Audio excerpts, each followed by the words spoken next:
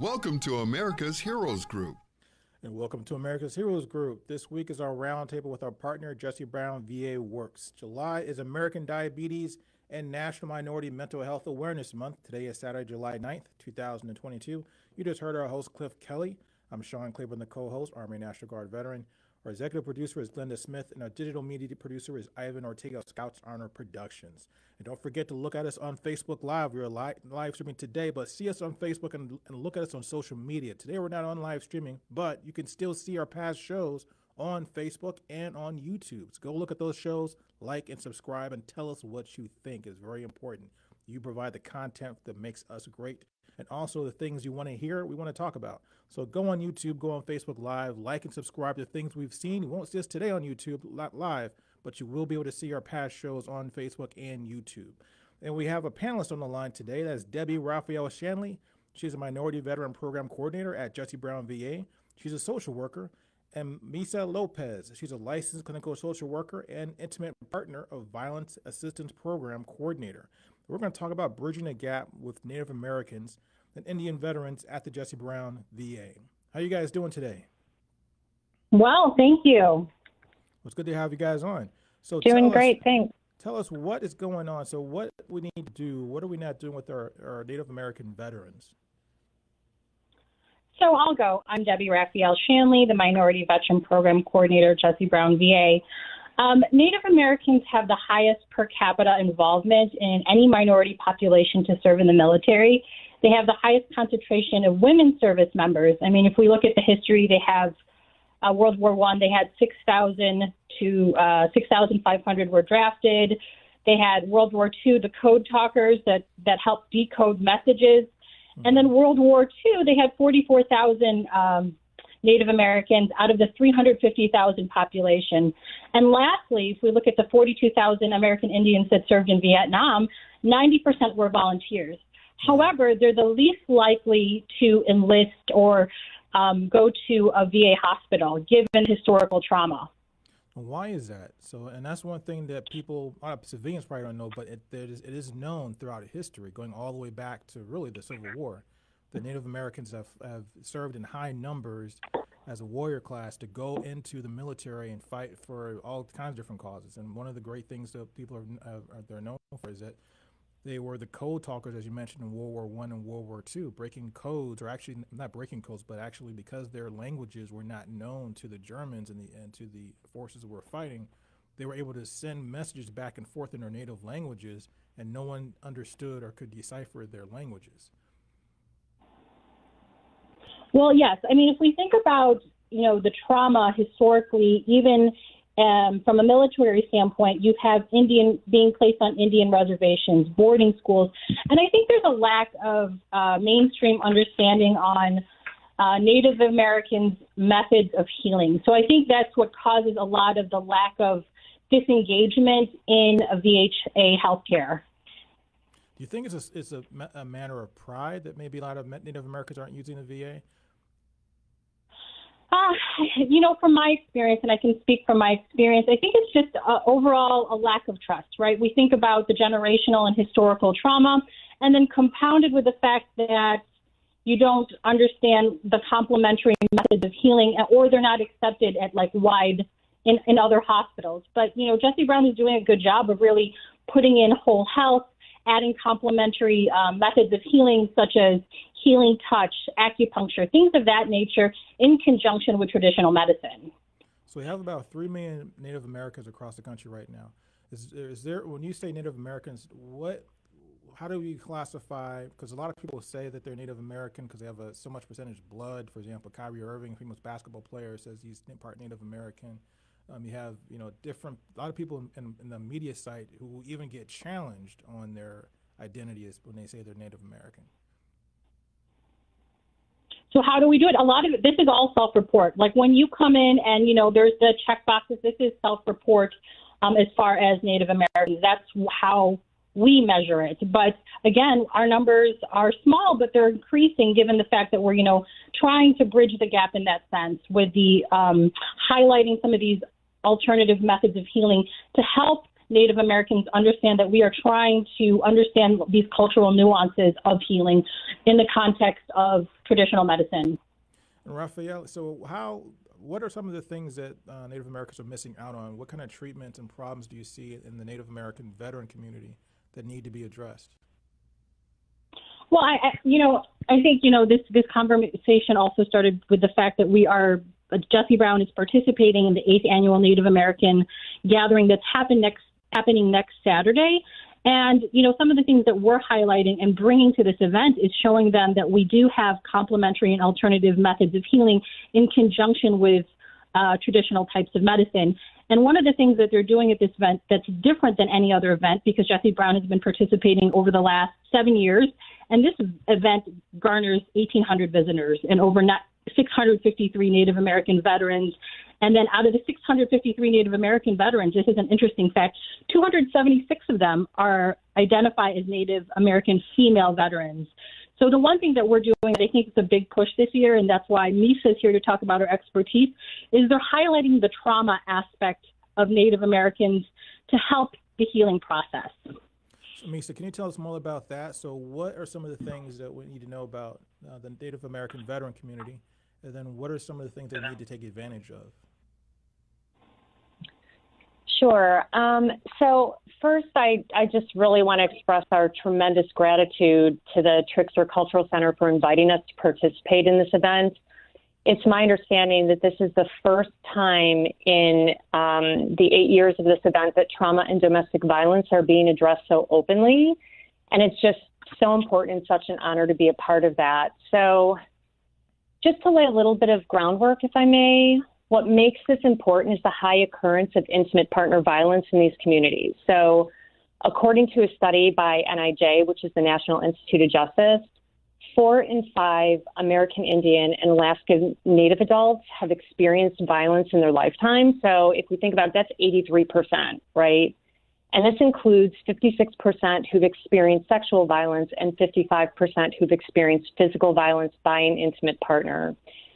So reflecting on what Debbie had mentioned earlier regarding the high number of Native American Indian veterans, it's important that our VA IPV assistance program be available to support, and we're grateful for the opportunity to do so. So for this event, we've been invited to participate in their domestic violence healing circles, and we'll be working in partnership and collaboration with a Native American veteran facilitator. Generally speaking, our VA IPV assistance program provides comprehensive and integrative services through a trauma-informed and person-centered approach for veterans and their families. So that could look like crisis intervention, safety planning, soft handoffs to internal and external resources. We also provide group and individual intervention and any other supports that may be needed. So essentially, whatever the individual believes would be helpful. And the support we offer is most often determined by the individual's expressed needs, and it's based on a collaboration between us and the individual. So participating in these healing circles will very much reflect our collaborative approach to support. And essentially, we're there to walk alongside and support as we're needed in the way that the individuals need us. So you just dropped an atomic bomb there. You mentioned that there is a high number, 83%, I think you said, of domestic violence incidents in the Native American community. That seems pretty alarming. So what is going on that's causing all of this domestic abuse? So I feel, just generally speaking, domestic violence is more prevalent than we may think. So when we think about the numbers, those are just the reported numbers. And statistically speaking, victimization rates of domestic violence are higher for American Indians and Alaskan Natives, and the lifetime victimization rate is about 1 to 2 times higher for American Indian and Alaskan Native women as for white women. In the veteran community, research suggests that veterans are twice as likely than their civilian counterparts to experience some type of intimate violence. So you're talking twice as much because you're a veteran, and then twice as much because you're Native American. That sounds really off the charts. So now the next question is, then how do you get, if you're in that situation where your partner is committing violence against you, how do you become comfortable enough to come out and get help from a facility? And how is that going to be perceived by the person that's abusing you? Right. So our primary goal is safety and support, right? And I think that your question really kind of lends to the trust building with not just the individuals we serve who are experiencing intimate partner violence, but also trust building with the Native American community, right? I think, for me, the way I see it, I'm not entitled to anyone's trust. It's my job to earn it, right? And when you're building trusting relationships, they may be more inclined to disclose if something's going on, right? So in our world, trust is of paramount importance. And I'd say anyone we work with, building that trust and safety is one of the most vital parts of our job. We recognize that trust building is a cornerstone in any work we do, particularly with someone who's experienced any kind of trauma. And in relationships where intimate partner violence is present, this is a person who's supposed to love and keep you safe, right? Someone we trust. And so any kind of violence is a huge violation of that trust. So a big part of our role is working very hard to build a safe and trusting relationship with the individuals we serve, again, which can help facilitate their level of comfort in disclosing or talking to us about it.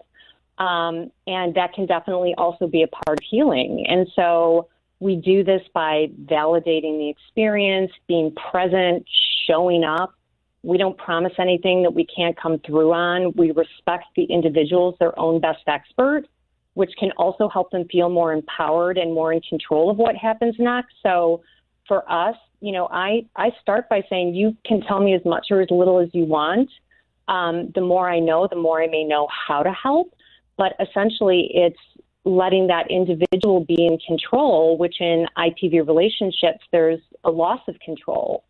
And we do that very carefully because the first thing we want to assess for is safety. You mentioned, what if the partner doesn't want someone disclosing, which is, very real and often happens, right? So when we speak to somebody, we're very careful about safety and safety planning, walking alongside someone on their journey, not in front of them, trying to orchestrate, what their next steps are, because something that's important is as dangerous as IPV relationships can be when you're in it, it can also be the most dangerous time to leave. So we want to make sure that we're being very safe and making sure people know what's available to them, because knowledge is power. And so aside from having tangible resources and supports, I feel like one of our biggest assets is really being authentic and honest, being genuine, which is a huge part of trust building, and really just showing up when someone needs us. And I can honestly say, this is not just a job to us. We genuinely care about the individual and their safety and well-being. And I really do think our authenticity speaks to that and helps provide folks with a safe and trusting space to seek and receive help from us. So in the past, have you seen any types of groups or programs designed to address the abuser and try to get them help, whether it be mental, psychological counseling, getting them out of the situation where they're not being so hateful and violent towards a person in their household? That's a really great question, and it's a very important question for our veteran population. So in the community, there are PAPE programs, partner abuse intervention programs, and those are often group environments to help skill build to manage aggression. Within the VA system, we have something called the Strengths at Home program. So our program works with individuals who are both experiencing violence and using violence. One of the most important things is we're very person-centered. So I don't approach people and say, tell me about your abuse history. We talk in terms of tell me about your use of violence, or tell me about this incident that happened that you felt you had some aggressive behaviors, right? that invites people to want to have a conversation with us instead of judging them. So we do a lot of one-on-one intervention with folks, but one of the biggest things we have is called the Strength at Home program. It was specifically designed for veterans, and it's a 12-week, 2-hour-a-week program. And it's not about anger management, right? Because veterans have much different experiences than their civilian counterparts, right? So we have to take some of those veteran-centric pieces, when we're working with somebody. So it helps them understand how history of trauma and military experience have influenced and impacted their current relationships, and how did we learn to respond when we're upset or angry, and then giving some different skills to move in a different direction, particularly communication and being in tune with what you're feeling to stop something from progressing or escalating, and being able to use some of those other skills that allow you to interact in a more healthy way. So tell us one more time, when is the event, the annual Native American Indian Gathering event in July? When is that event going to be, and where is it going to be? It is going to be in Cantigny Park in Wheaton. It starts Friday the 15th through the 17th. All right. Well, thanks for you guys for your time. This is a really important topic, something that I learned, something very, very big. This is huge, the information that you guys are delivering. I hope a lot of people take advantage of the help that's being offered to try to get out of a bad situation. Anytime when you're not safe in your own home, anytime somebody's putting hands on you, that is not okay. It's not cool at all. Definitely get help, reach out, take advantage of these resources, veterans, and particularly Native Americans if you're in a situation where you're being abused. This is Sean Claiborne with America's Heroes Group. We have Rafael-Shanley. He's a Minority Veteran Program Coordinator at Jesse Brown VA, and Misa Lopez, a licensed clinical social worker and Intimate Partner Violence Assistant Program Coordinator. And they gave us some great information. Thanks a lot for your time. Thank you. This is America's Heroes Group. We'll be right back.